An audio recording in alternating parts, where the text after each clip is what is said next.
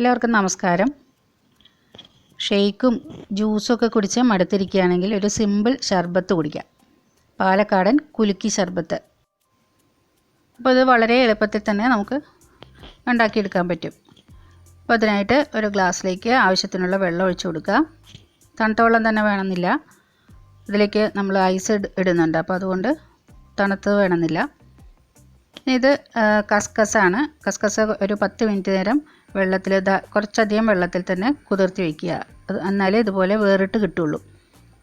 ഇനി അതിലേക്ക് sugar syrup ഒഴിക്കാം.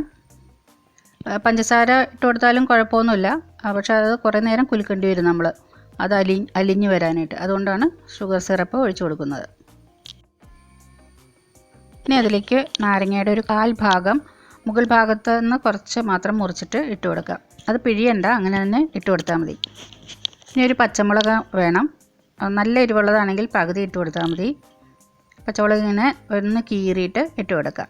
ഞെട്ടോടുകൂടിയാണെങ്കിലും കുഴപ്പമൊന്നുമില്ല, നന്നായിട്ട് കഴുകിയിട്ട് ഇട്ട് കൊടുത്താൽ മതി. ഞെട്ടിൻ്റെ ഭാഗത്ത് അഴുക്കുണ്ടാവും കൂടുതൽ, അപ്പോൾ അത് നന്നായിട്ട് കഴുകി ഇട്ട് കൊടുക്കുക.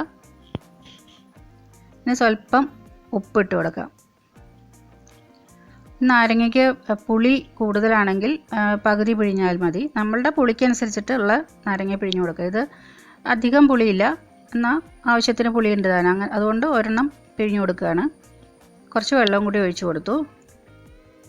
ഇനി ഐസ് ക്യൂബ്സ് ഇട്ടിട്ട് ഇനി ഇത് കുലുക്കി എടുക്കണം. ഇത് വേറൊരു ഗ്ലാസ് വെച്ചിട്ടാണല്ലോ സാധാരണ കുലുക്കി എടുക്കുന്നത്, അപ്പോൾ അതിന് പറ്റിയ ഗ്ലാസ് ഇല്ല. അപ്പോൾ നമുക്ക് ഇതുപോലൊരു ബോട്ടിലിൽ ഒഴിച്ചിട്ട് നന്നായിട്ട് കുലുക്കിയെടുക്കുക.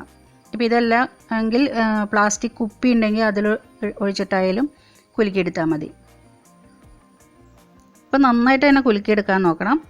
മുളകിൻ്റെ എരിവും നാരങ്ങയുടെ പുളി, മധുരം, ഉപ്പ് എല്ലാം കൂടി നന്നായിട്ട് മിക്സായിട്ട് വരണം, എന്നാലാണ് നല്ല ടേസ്റ്റ് ഉണ്ടാവുള്ളൂ.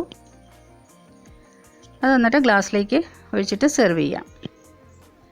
അപ്പോൾ നല്ല സിമ്പിളായിട്ടുള്ള എന്നാൽ നല്ല ടേസ്റ്റി ആയിട്ടുള്ള നല്ലൊരു ഡ്രിങ്ക് റെഡി ആയിട്ടുണ്ട്.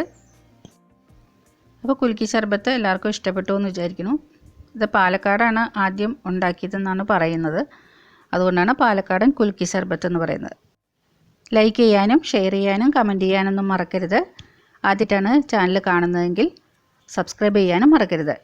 സിമ്പിൾ റെസിപ്പിയായിട്ട് അടുത്ത വീഡിയോയിൽ കാണാം.